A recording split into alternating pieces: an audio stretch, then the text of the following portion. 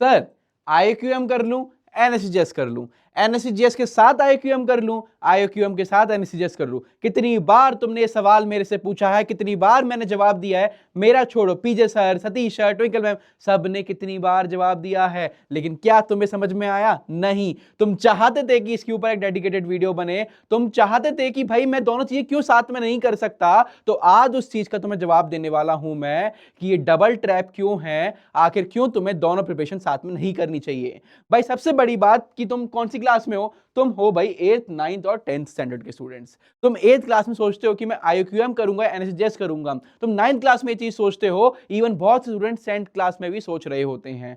तो आखिर उन्हें क्यों नहीं करना चाहिए ये चीज, उसी के बारे में हम इस वीडियो में जानने वाले हैं। और ये फर्स्ट एंड फाइनल वीडियो होना चाहिए हमारी तरफ से। आपके पास इस चीज का क्वेश्चन कभी भी नहीं बनना चाहिए कि दोनों प्रिपरेशन हम साथ में क्यों नहीं कर सकते। पहली चीज, हमें ऐसा लगता है कि भाई दो एग्जाम बहुत इंपॉर्टेंट है, दोनों के साथ में प्रिपरेशन करेंगे, क्या पता दोनों हो जाए, क्या पता कोई एक हो लेकिन दूसरा वाला ना हो पाए एक तरीके से, तो दोनों मैं करता रहूंगा साथ में, है ना। ये आपका जो बेसिकली वो लालच है ना, ये लालच ही हमें डुबो देती है बहुत बार, क्योंकि ये एग्जाम नॉर्मल नहीं है। आपकी क्लास के अकॉर्डिंग 8th 9th और 10th के अकॉर्डिंग आपका अगर एग्जाम देखें, कॉम्पिटिटिव एग्जामिनेशन सबसे ज्यादा कौन सा है? NSCGS और IIQM।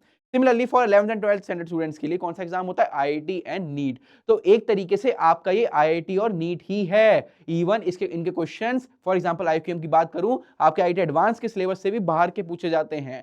तो ऐसा नहीं है कि छोटी मोटी चीज कर रहे हो, आप कर रहे हो एकदम टॉप नॉच चीज, तो उसमें आपको फुल अटेंशन देना पड़ेगा आपको। जैसे कि इसने बोला, why chasing to prestigious achievement concurrently is the shortest path to underperformance in both। obviously जैसे कि IIQM का आप पूरा नेचर जानते ही हो, भाई प्योरली मैथमेटिक्स ओलंपियाड होता है ना। आपकी डेप्थ जानते हैं, आपका प्रॉपर मैथ्स ओरिएंटेड आपका पूरा साइकोलॉजिकल थिंकिंग वे होना चाहिए।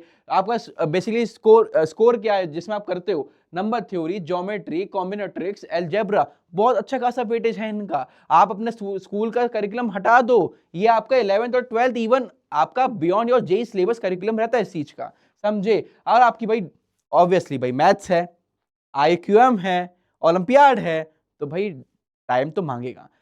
एट दी एंड दोनों एग्जाम क्या मांगेंगे आपसे? समय, और आप पे समय ही नहीं होगा, है ना। NSCGS क्या बात करता है भाई हमारी, कि आपको सब चीज के बारे में पता होना चाहिए, यानी कि फिजिक्स के बारे में भी, केमिस्ट्री के बारे में भी और बायोलॉजी के बारे में भी। आप में से बहुत लोग सोचते हैं सर SEHSS के बारे में कर लेंगे हम, मैंने प्रिपरेशन कर लेंगे, दोनों की प्रिपरेशन कर लेते हैं। भाई SEHSS का लेवल इन दोनों एग्जामिनेशन थोड़ा कम होता है, तो उसमें अलग वे ऑफ थिंकिंग आपको सोचना करना पड़ता है, ठीक है। अब भाई यहाँ पे आपका वास्ट कंसेप्चुअल ब्रेथ वही पूछी गई, और ऑब्वियसली एडवांटेज आपको रहेगा उसमें क्लास 11th नहीं, प्लस यहाँ पे 12th का सिलेबस भी आपको इंक्लूड रहता है, बिकॉज 9th का सिलेबस आपका किस में रहेगा? 11th का रहेगा, और 10th का सिलेबस आपका 12th में रहेगा। ऑब्वियसली ये सारी चीजें इसमें मांगी गई हैं। अब आप इसमें ध्यान दो, सिंपल सा कॉग्निटिव ओवरलोड की बात करी गई यहाँ पे, है ना। भाई ऑब्वियसली सिंपल सी बात है, अगर तुम बायोलॉजी में ह्यूमन हार्ट पढ़ रहे हो, ह्यूमन हार्ट पढ़ते पढ़ते तुम एकदम से परमुटेशन कॉम्बिनेशन में पहुंच जाओगे, तो दिमाग तो तुम्हारा घूम ही जाएगा। घूमेगा कि नहीं घूमेगा तुम्हारा? ऑब्वियसली घूमेगा। अब यहीं पे तुम टाइमलाइन कोलिजन देखो, भाई तुम्हारे पास उतना ही समय है, जीरो रैंक रिस्क। भाई ऑब्वियसली यार, रैंक ऐसा नहीं कि बहुत सारी रैंक हो, थोड़ी सी रैंक होती है, IIQM में फिर भी ज्यादा होती है, बट NSCGS में कम होती है बहुत एज कंपेयर टू दैट, समझे। एग्जाम पढ़ने से पहले एग्जाम को जानो कि आखिर एग्जाम का नेचर क्या है, बिहेवियर क्या है। बहुत सारे स्टूडेंट्स ऑलरेडी प्रिपरेशन कर रहे हैं, आधे फेज पे पहुंच चुके हैं, है ना। जैसे कि मैं आपको इसमें बताना चाहूंगा इसी चीज के बारे में कि हमारे चैनल ओलंपियाड कॉर्नर पे आपकी NSCGS की प्रॉपर प्रिपरेशन चल रही है, फुल फ्री।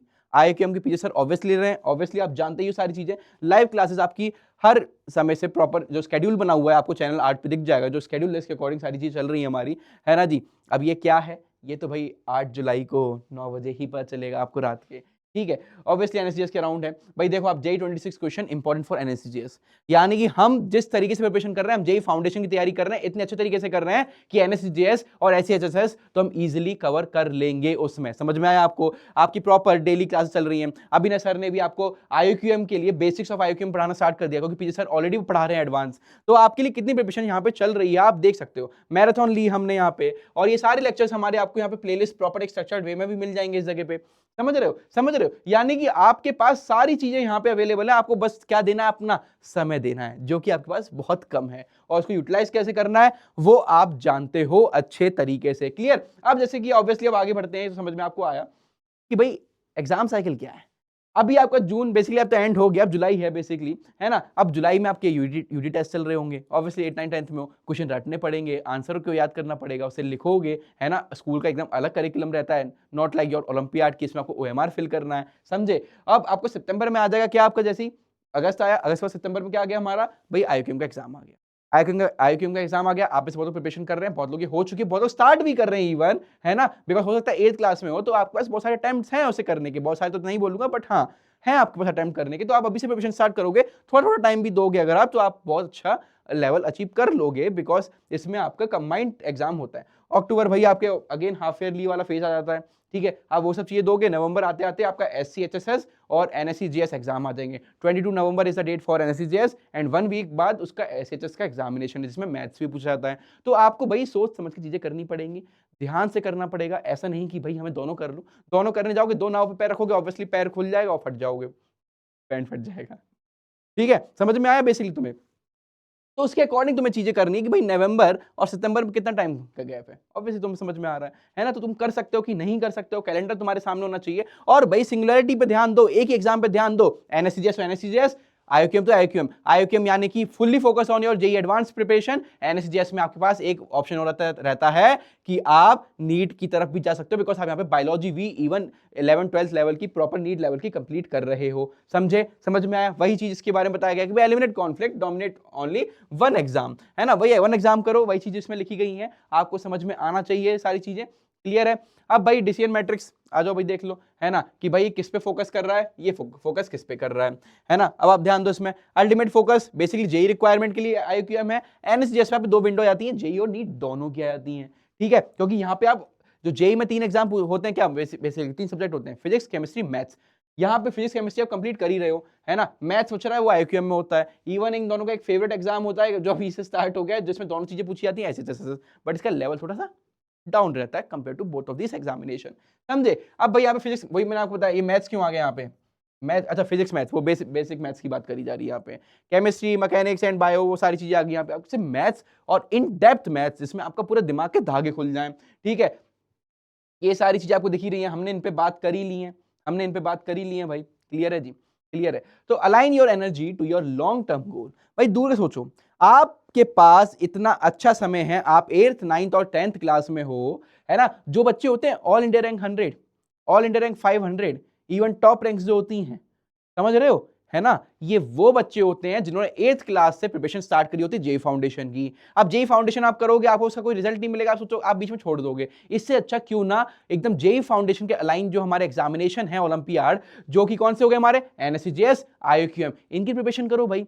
ऑब्वियसली आप इनकी प्रिपरेशन करोगे, आपके पास एक डेडलाइन रहेगी कि एग्जाम आ रहे हैं, उनके लिए आप पढ़ाई करोगे, और ऑब्वियसली पढ़ाई करोगे तो आपके ऊपर एक प्रेशर रहेगा, उस प्रेशर के दम पे आप बहुत सारी चीजें कंप्लीट कर लोगे अपनी 8th 9th 10th क्लास में, जो कि बच्चे 11th क्लास में करेंगे स्टार्ट। और जो 10th से 11th का जो गैप होता है, आप उस गैप को ये ले आओगे बराबर एकदम, जब आप 11th में आओगे आप नोटिस करोगे कि यार ये बच्चे तो अभी से बेसिक मैथ सीख रहे हैं, काइनेमेटिक्स 1D 2D सीख रहे हैं, और मैंने तो पूरी HC वर्मन 8 9 10 में ही निपटा दी, यही तो बोलोगे आप। ओ मैंने तो भैया आईक्यूएम का मैथ्स पढ़ लिया पूरा, बड़ी बड़ी बुक से कर ली, पियर्सन जो पीजे सर की बुक्स हैं वो सारी निपटा डाली मैंने 11th में। अब तो अरे ये तो सिंपल है, तो मैंने पहले ही कर रखा है। आपका ये एटीट्यूड रहेगा। शुरू के 6 महीने 11th में अगर बच्चे ने प्रिपरेशन नहीं कर रखी होती, उसका ये 6 महीने इस पता लगाने में लग जाता है कि भाई एक्चुअल में एग्जाम के लिए पढ़ें कैसे, क्योंकि हम तो बोर्ड्स पढ़ा है, 100 में से 100 लाने के लिए हमने मेहनत करी है। यहाँ पे पूरा गेम और सिनारियो बदल जाता है, तो उसकी प्रिपरेशन आप पहले से कर रहे हो, आप पे एक्स्ट्रा एज रहेगा, चाहे आप नीट में जाओ चाहे आप जेई में जाओ, आपका ब्रेन डेवलप हो चुका होगा जो बच्चे 11th में कर रहे होंगे, क्लियर है।